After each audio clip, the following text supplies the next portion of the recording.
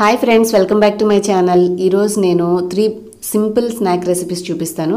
మీకు ఇందాక చూపించింది చీజ్ మ్యాకరోనీ అండి. మనకి సూపర్ మార్కెట్స్లో ఎక్కడైనా షాప్స్లో ఈజీగా అవైలబుల్ ఉంటుంది.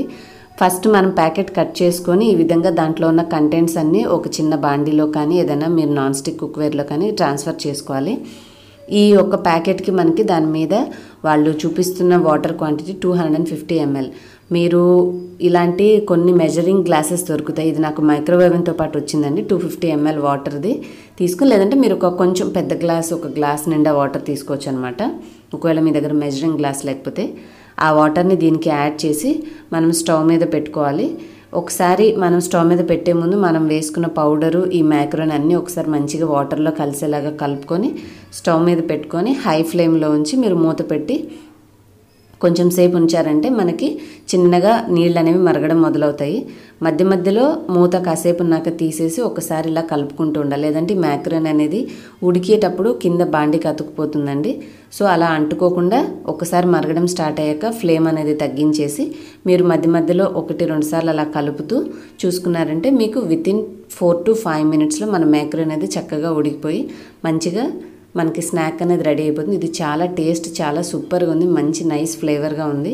సింపుల్గా క్విక్గా మనకి ప్యాకెట్ ఎప్పుడైనా సరే తెచ్చుకొని ఇంట్లో రెడీగా ఉంచుకొని లేజీగా ఏమీ వండుకునే ఛాన్స్ లేనప్పుడు మీరు ఈ స్నాక్ ఐటెం చేసుకున్నారంటే క్విక్గా వితిన్ 5 minutes చేసుకుని వేడివేడిగా ఎంజాయ్ చేసేయచ్చు.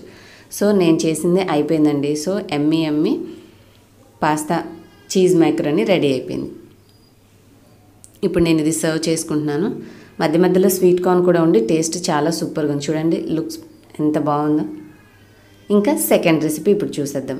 నెక్స్ట్ది నేను పాస్తానే మసాలా పాస్తా అని చెప్పేసి ఇందాక చేసింది మా బాబుకండి. తను మైల్డ్ ఫ్లేవర్స్ ఇష్టపడతాడు, ఘాటుగా ఉన్నవి ఎక్కువ తినలేడు. సో మా పాపకి కొంచెం మసాలా ఉన్నవి అంటే ఇష్టం ఎక్కువ అనమాట. సో తన కోసం సెకండ్ రెసిపీ ఇది చేస్తున్నాను. దీంట్లో కూడా మనం కట్ చేసుకుంటే ఈ విధంగా ఉంటుంది. వీటిని కూడా తీసుకొని దాంట్లో ఒక మసాలా ప్యాకెట్ ఉంటుంది. ఆ కంటెంట్స్ అన్నీ కూడా ఇలాగే బాండీలో వేసేసి కలుపుకొని ఇక్కడ కూడా మనము ఒక గ్లాస్ వాటర్ అంటే 250 ml క్వాంటిటీ వాటరే దీనికి కూడా మెజర్మెంట్ యాడ్ చేసుకొని, ఇది ఇంతకుముందు చూపించిన దానికంటే కొంచెం ఎక్కువసేపు పడుతుందండి మరగడానికి, అది ఉడకడానికి. సో ఇందులో కూడా వాటర్ యాడ్ చేసి కలిపేసి మనం బాండీని స్టవ్ మీద పెట్టేసి మూత పెట్టి హై ఫ్లేమ్లో ఉంచితే కొంచెం సేపటికి వాటర్ అనేవి బాయిల్ అవడం స్టార్ట్ అవుతుంది. తర్వాత దీన్ని కూడా మధ్య మధ్యలో 1-2 సార్లు మనం కూర ఎలా కలుపుకుంటామో అలా కలుపుకుంటూ చూసుకుంటూ, నచ్చితే మీ దగ్గర బటర్ ఉంటే కొంచెం బటర్ వేసుకుంటే టేస్ట్ బాగుంటుందని వాళ్ళు ఇన్స్ట్రక్షన్స్లో రాశారండి. నా దగ్గర బటర్ ఉంది, సో నేను కొంచెం బటర్ యాడ్ చేశాను. ఇలా కలుపుకుంటే మనకి కొంచెం సేపటికి మరగడం స్టార్ట్ అయిన తర్వాత లో ఫ్లేమ్లో ఉంచుకొని మూత పెట్టేసామంటే ఒక 6 to 7 minutes కల్లా మనకి ఇవి రెడీ అయిపోతాయి. చివర్లో కొంచెం మసాలాది కాబట్టి ఫ్లేవర్ బాగుండాలంటే కొంచెం కొత్తిమీర కట్ చేసి యాడ్ చేసుకున్నామంటే మనకి సూపర్ టేస్ట్ బాగుంటుందన్నమాట. సో నేను కొంచెం కొత్తిమీర కట్ చేసి యాడ్ చేశాను. సెకండ్ రెసిపీ కూడా రెడీ అయిపోయింది. దీన్ని కూడా మీరు ఏదైనా వీక్ డేలో ఒకరోజు, ప్రతిరోజు పెట్టకపోయినా పిల్లలకి అప్పుడప్పుడు కొంచెం వెరైటీ ట్రై చేయాలనుకున్నప్పుడు ఇలాంటివి చేసిస్తే వాళ్ళు కూడా హ్యాపీగా ఎంజాయ్ చేస్తారు. అయిపోయిందండి. ఈ సెకండ్ రెసిపీ కూడా క్విక్గా అయిపోయింది. దీన్ని కూడా నేను ఇప్పుడు సర్వ్ చేసేసుకుంటున్నాను బౌల్లో.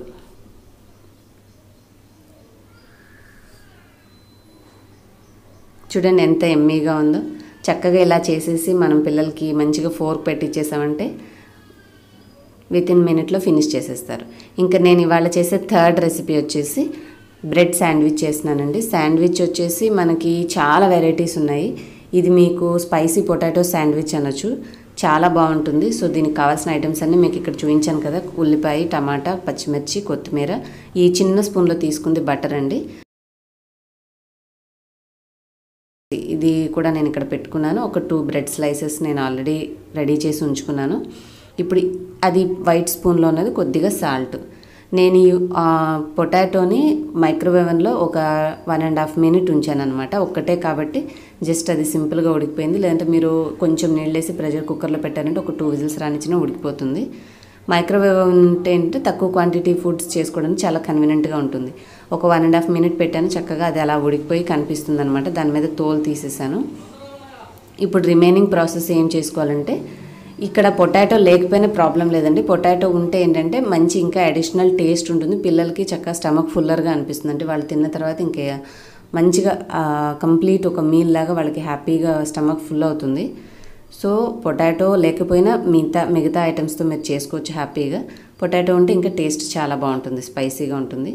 ఇంకా నేను మిగిలిన ఉల్లిపాయ, టమాటా, పచ్చిమిర్చి, కొత్తిమీర ఇవన్నీ కూడా ఈ చాపర్లో చిన్న చిన్నగా కట్ చేసుకుంటున్నాను. మనకి శాండ్విచ్లో మరీ పెద్ద ముక్కలు ఉంటే అది పక్కకు వచ్చేస్తాయి కాబట్టి ఫైన్గా ఉంటే బాగుంటుంది కాబట్టి చాపర్ యూస్ చేసి వీటన్నిటిని చాప్ చేసుకుంటున్నాను.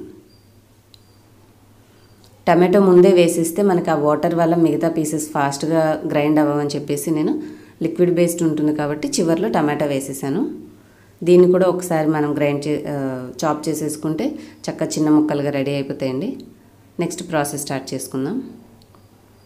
చూడండి కంప్లీట్గా అన్ని ఐటమ్స్ రెడీ అయిపోయినాయి. ఇప్పుడు ఇందాక మనం ఉడకపెట్టుకున్న పొటాటోని చక్కగా మ్యాష్ చేసుకోవాలి. దాంట్లో కొంచెం ఉప్పు వేసుకున్నాను నేను.